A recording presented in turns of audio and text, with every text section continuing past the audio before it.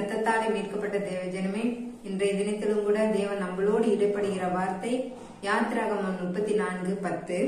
அதற்கு அவர், இதோ நான் ஒரு உடன்படிக்கை பண்ணுகிறேன், பூமி எங்கும் எந்த ஜாதிகளிடத்திலும் செய்யப்படாத அதிசயங்களை உன் ஜனங்கள் எல்லோருக்கும் முன்பாகவும் செய்வேன். உன்னோடு கூட இருக்கிற ஜனங்கள் எல்லோரும் கர்த்தருடைய செய்கைகளை காண்பார்கள். உன்னோடு கூட இருந்து நான் செய்யும் காரியம் பயங்கரமா இருக்கும். ஆம் தேவனுடைய ஜனங்களே, ஏசப்பா எந்த நிலைமையில இந்த வார்த்தையை சொல்றாரு அப்படின்னா, மோசே தேவன்கிட்ட இருந்து வாங்கிட்டு வந்த அந்த கட்டளைகள் வார்த்தைகளை எல்லாரும் அசட்ட பண்ணதுனால கோவத்துல எரிச்சு போட்டுருவாரு, பாத்தீங்களா, உடைச்சு போட்டுருவாரு. அப்பவும் திரும்ப தேவன்கிட்ட மன்றாடி, தேவனே நீங்க தேவன் கோபமுள்ள தேவன் தான், ஆனா எங்க மேல அவ்வளவு இரக்கமுள்ள தேவனா இருக்கிறீங்க.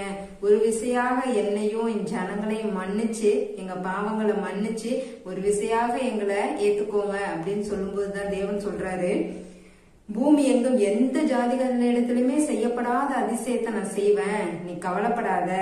அந்த நிலைமையில தான் ஏசப்பா நம்மளை பார்த்து சொல்றாரு, எந்த ஜாதிகளிடத்திலுமே செய்யப்படாத அதிசய காரியங்களை நான் உன்கிட்ட செய்வேன், அதனால அதை குறிச்சு கவலைப்படாத.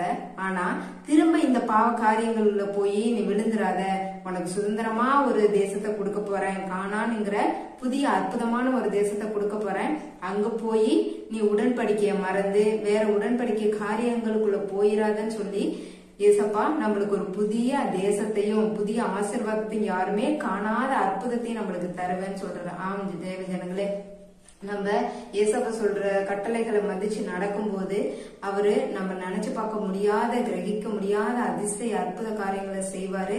மற்றவர்கள் முன்னிலையில நம்ம தலையை உயர்த்தி அவர்கள்லாம் பாக்குற வண்ணமா நம்மள ஆசீர்வதித்து காக்க கடவர். ஜெபிக்கலாமா? பரிசுத்தமுள்ள எங்கள் நல்ல தகப்பனே, அப்பா நன்றியோடு துதிக்கிற ராஜா, நீ சர்வ வல்லமையில தேவன் ஆண்டவரே, எந்த ஜாதிகளிடத்திலும் செய்யப்படாத அதிசயங்களை செய்வேன்னு சொன்னீங்கல்ல தகப்பனே. இந்த நேரத்துல கூட ஜெபிக்கிற ஒவ்வொருவரையும் நீங்க ஆசீர்வதிங்க.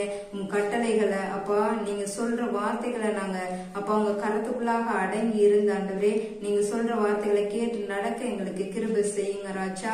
அப்பா மற்றவர்கள் முன்னிலையில எங்கள் தலையை உயர்த்தி அப்பா எந்த ஜாதிகளிடத்திலுமே செய்யப்படாத அதிசய உம் ஜாதிகளாகிய எங்களுக்கு நீர் செய்து எங்களை ஆசீர்வதிக்க போற கிருபைக்காக ஸ்தோத்திரிக்கிற ராஜா.